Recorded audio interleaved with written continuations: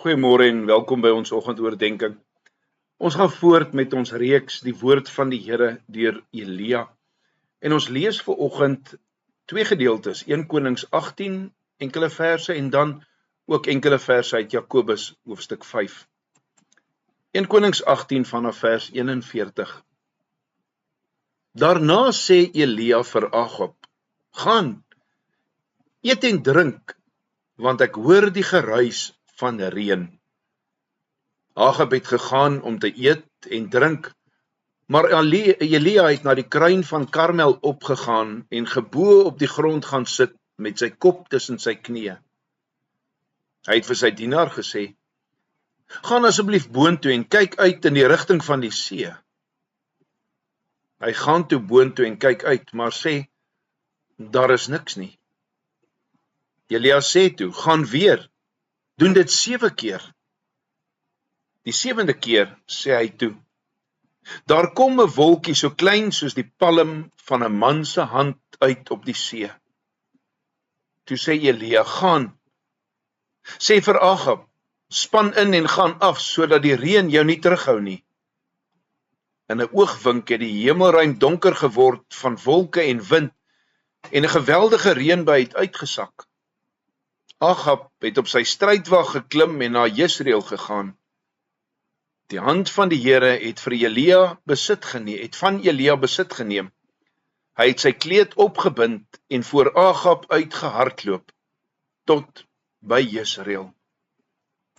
Jakobus 5 vanaf vers 16c. Die gebed van 'n regverdige is baie kragtig in sy uitwerking. Elia was 'n mens net soos ons, en hy het vurig gebid en dat dit nie moet reën nie, en dit het 3 jaar en 6 maande lank nie op die aarde gereën nie. Toe het hy weer gebid, en die hemel het reën gegee, en die aarde het sy vrug opgelewer. Geliefdes, wat is seën? Vir 3 jaar en 6 maande is dit droog. En dan bid Elia en dit reën. Maar weet jy, hier is meer seëninge as bloot die reën. Byvoorbeeld, Elia beveel vir Agab: "Gaan op, eet en drink." Ja, hierdie stryd wat daar op Karmel was meer as net 'n kompetisie. Dit was nie maar net om vir die volk te wys dat Baal niks beteken nie. Nee, dit was 'n verbondsvernuwingsseremonie. Elia berei die altaar as 'n brandoffer voor. Ja, in die Ou Testament is die brandoffer eerste gebring. En dan is daar 'n fees. 'n fees na die vuur, na die rook van die brandoffer, wat vir ons uitgebeeld word in die nagmaal. Want in die nagmaal onthou ons die offer van Christus, en dan eet en drink ons as ware die teken van sy vlees en sy bloed. Genootskap is herstel, die verbond is herstel. Dan is daar die reën. Maar voordat dit val, voordat die reën by neerdaal, moet daar gebed opgaan. Ja, God het gesê hy gaan reën stuur. Maar hy wil steeds gevra word dat sy belofte vervul moet word. So met nederigheid. Kom ons kyk na Elia se houding, hy het met sy kop tussen sy knieë gaan sit. So met volharding 7 keer bid Elia namens sy volk as 'n middelaar. Net soos Christus vir jou en my intree, sodat die seëninge kan val. En die Here antwoord. Hoeveel is ons aan ons middelaar se gebede verskuldig waar hy intree vir ons?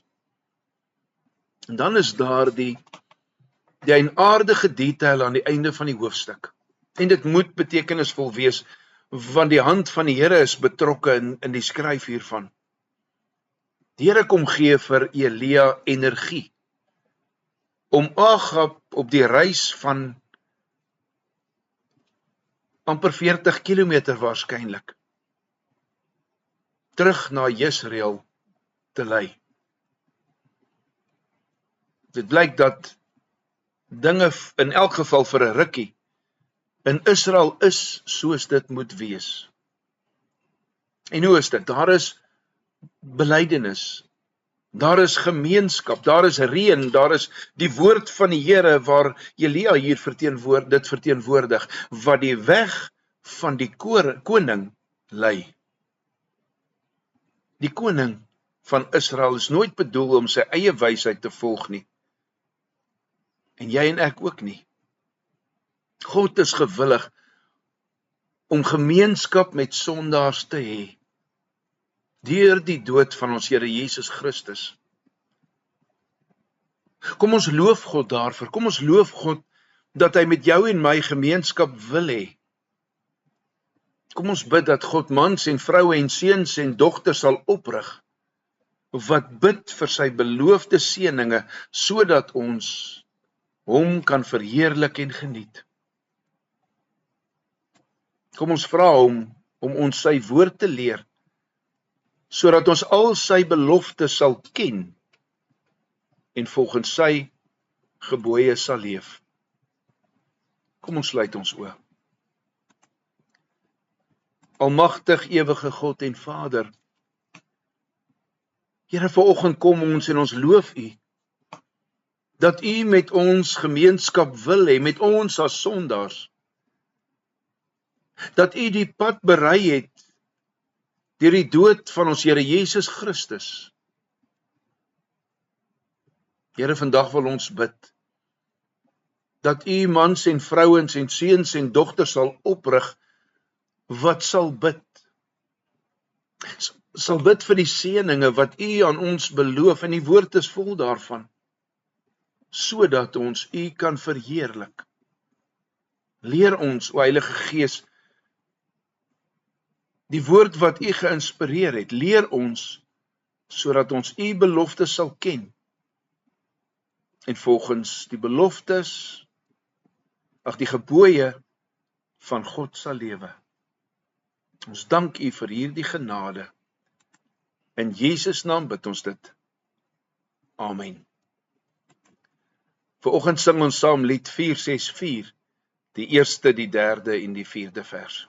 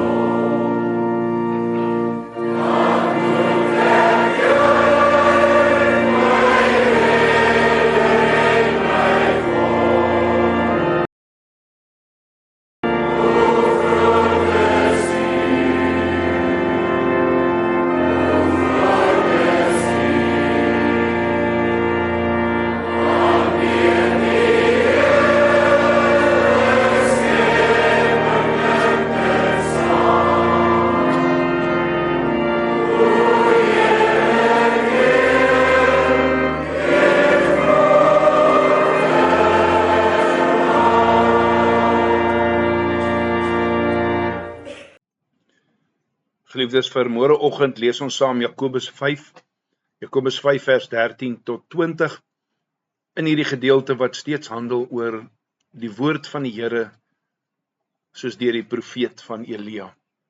Mag elkeen vandag 'n geseënde dag hê, mag julle werklik vandag besef dat ons tot God kan nader en dat hy met elkeen van ons in gemeenskap wil wees. Totsiens.